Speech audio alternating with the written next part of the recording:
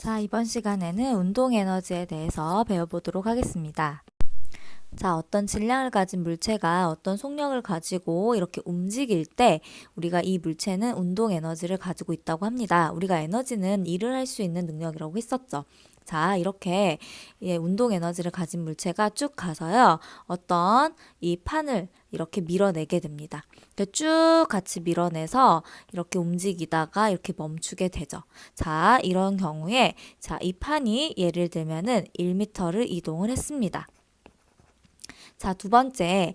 자, 이 4kg짜리 수레도요. 이 2kg짜리 수레랑 똑같은 속력으로 이렇게 이동을 하는데, 자, 질량이 더 크죠? 질량이 더 크다 보니까 이 상자를 밀어내는데 훨씬 더 많이 밀어냈습니다. 그래서 얼만큼 밀어냈느냐 봤더니 2m를 밀어냈다는 거죠. 자, 이걸 보고 뭘 알 수가 있냐면 더 많이 밀어낸 것이 뭘 했다? 일을 더 많이 했다. 자, 일을 더 많이 했다는 거는 질량으로 봤을 때 질량이 더 큰 물체가 일을 더 많이 한 거죠. 자, 이 말은 뭐냐면 일을 많이 했다는 거는 그만큼 에너지가 많이 있었다라고 우리가 이야기할 수가 있습니다. 자, 그렇게 봤을 때 선생님이 질량을 가진 물체가 자, 어떤 속력을 가지고 이동을 하면 어떤 에너지? 자, 운동 에너지를 가지게 되는데 운동 에너지가 커진다. 자, 뭐 할수록? 질량이 클수록 운동 에너지가 커진다. 운동 에너지가 커지니까 일을 더 많이 할 수 있더라. 여기서 일이라는 거는 어떤 우리가 일 처음에 배웠을 때 어떤 힘을 주고 그 힘이 방향으로 이동 거리가 있을 경우에 일을 했다고 했었죠. 자, 이 질량을 가진 이 물체가 이동을 해서 이 물체를 밀어낸 거죠, 사실은. 얘를 밀어낸 겁니다. 그래서 이동을 했죠. 왜? 이 질량을 가진 또 속력을 가진 물체가 쭉 이동하면서 얘를 밀어냈기 때문에 일을 한 거죠. 그런데 이런 경우에 에너지가 더 큰 것이 일을 더 많이 했다는 거죠. 그런 경우에 일을 많이 했다는 의미는 무엇이다? 이렇게 이동거리가 더 컸을 때 일을 많이 했다고 볼 수 있는 것이고, 여기에서 질량이 더 클수록 저 에너지가 커서 일을 더 많이 할 수 있다. 이렇게 볼 수가 있습니다. 자, 이번의 경우에서는요. 자, 수레의 무게가 같습니다. 질량이 같습니다. 2kg, 2kg. 자, 이런 경우에 자, 뭐가 다르게 우리가 가정을 할 거냐면 첫 번째 수레는 3m/s로 이동을 하고 두 번째 우리가 그 속력은 6m/s 이렇게 가정을 할 건데요. 자, 보시면은 이 수레가 3m/s로 쭉 이동을 합니다. 그랬을 때 이 판을 이제 밀어내는데 자, 3m/s로 2kg의 수레가 갔더니 이 판이 밀어내진 이 거리가 어느 정도였냐면 약 2m가 밀려났습니다. 자, 그 다음에는요, 6m/s로 이동하는 이 수레가요, 쭉 이제 더 빠르죠. 빠른 속력으로 얘를 막 밀어냈더니 얼만큼 이동을 했나 봤더니 얘는 8m를 이동했다는 거죠. 자, 얘는 8m를 이동했습니다. 자, 봤더니 자, 속력은 실제로 몇 배가 됐죠?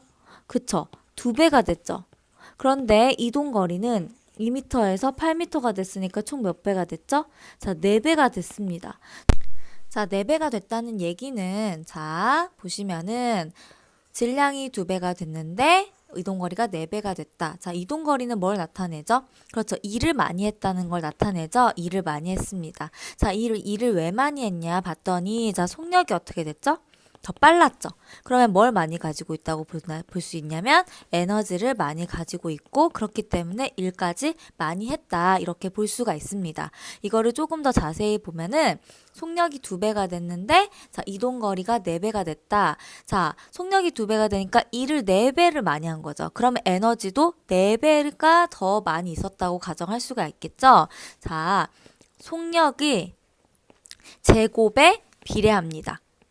뭐가? 에너지가. 자, 다시 보면은 자, 아까 질량이 증가하니까 운동 에너지가 어떻게 됐죠? 증가했죠. 그러면은 질량이 2배 되면 운동 에너지도 2배, 질량이 3배 되면 운동 에너지도 3배. 이래서 운동 에너지와 질량 사이는 비례한다. 이렇게 이야기할 수 있는데요.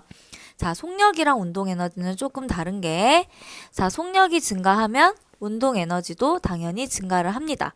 그런데 속력이 2배가 증가하면 운동 에너지는 4배가 커지고 속력이 만약에 3배가 커지면 운동 에너지는 9배가 커지고 속력이 4배가 커지면 운동 에너지는 16배가 커집니다. 그래서 뭐에 비례하냐면 운동 에너지는 속력의 제곱에 비례, 이 제곱이 굉장히 중요한데 이 제곱에 비례한다 이렇게 이야기할 수가 있습니다.